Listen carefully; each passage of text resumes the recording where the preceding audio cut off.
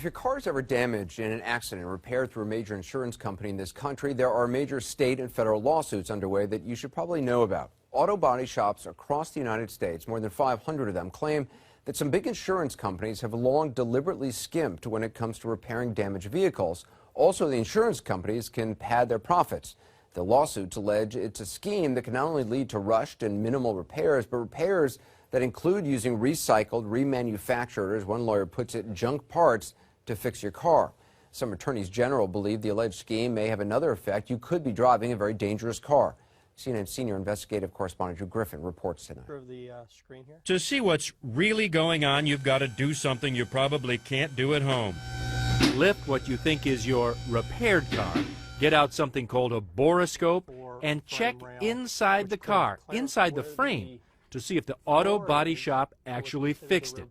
The auto body shop your insurance company most likely recommended. There's the rip in the rail right here. Bill Byrne, a national auto repair expert, testifies in court about bad repairs, and this, he says, is one of them.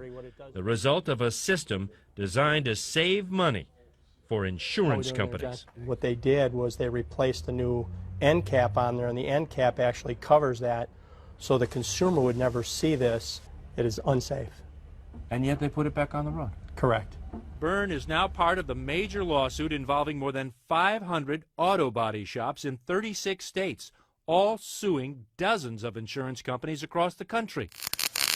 The shops believe the insurance industry is involved in a deliberate system to send you and your car to shops that are pre-selected by insurers to do the absolute bare minimum to fix it, even telling body shops to use used or recycled parts because they're cheaper.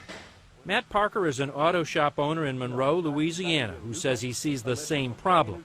He says State Farm told him to use a remanufactured headlight in a Toyota Tacoma. This is what he got. Well, so it's got a hole in it here, and then you can see where they screwed this bracket back on the vehicle. Now you can see here where all these parts, where these were knocked off and glued back together.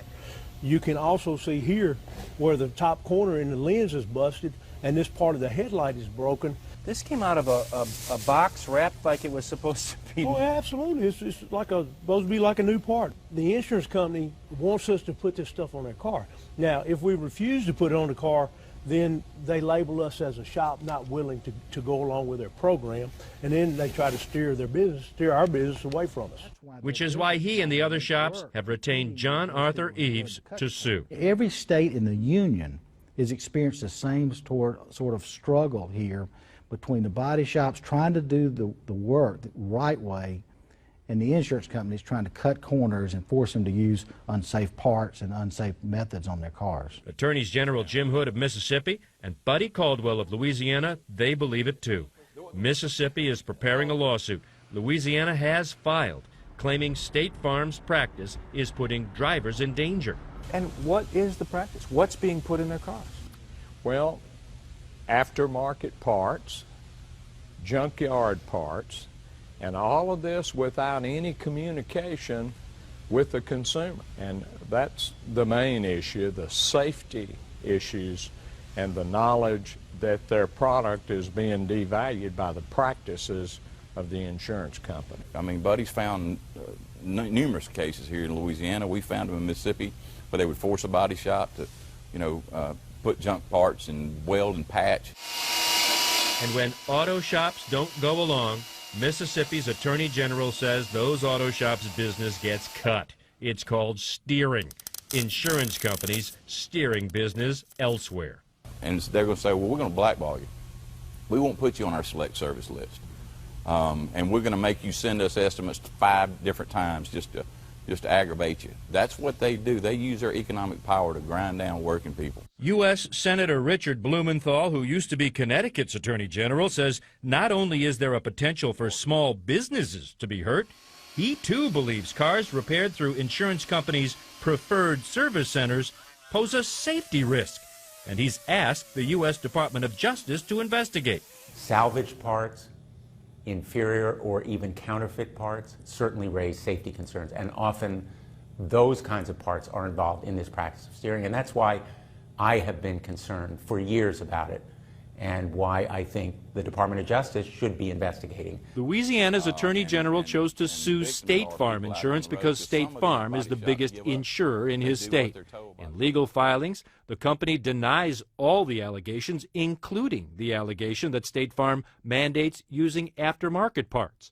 And State Farm would not grant an interview, but sent a statement instead.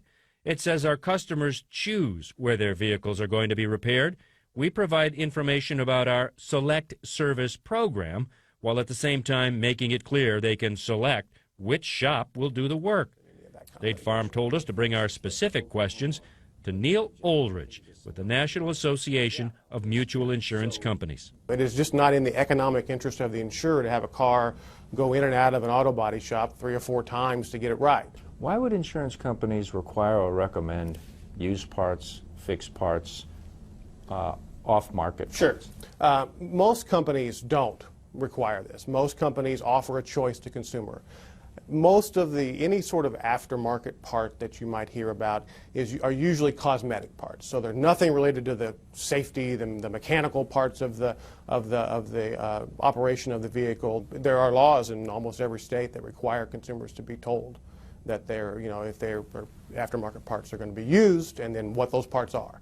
We found that notice on page 4 of this estimate, on page 6 of this one. In many cases, these parts they're no different. They're made in the same factories. One just comes out with an auto manufacturer's name on it, Neil, and others don't. That's not true. Oh, it is true. It certainly isn't true in the case of this replacement hood for a Honda. It's made in Taiwan, but already coming apart. This aftermarket bumper, straight out of the box, not only doesn't fit, but the fasteners have been glued back together. And then there's the question about that broken and repaired Toyota Tacoma headlamp. It's obviously a repurposed part from a junkyard. And if you look closely, you'll see how it was glued together, snapped together, in some cases even welded and screwed together. And this is what the insurer told the preferred body shop to put on a car. I mean, look at this. You wouldn't want that in your car. I wouldn't want that in my car. Yeah, I really don't know the circumstances of the pictures, so I really can't comment on it. So are the attorneys general wrong in saying that the insurance industry in a whole, State Farm in particular, is steering their customers to preferred body shops, preferred because they save the insurance company money, not the consumer? The insurance company may provide a list of auto body shops, and the customer can say, no, I want to go to Joe's body shop around the corner. And that's their choice. That is certainly what Progressive Insurance told us happened for this car. Remember, it's the car we told you about earlier, with the ripped tail frame that you could only spot with the borescope.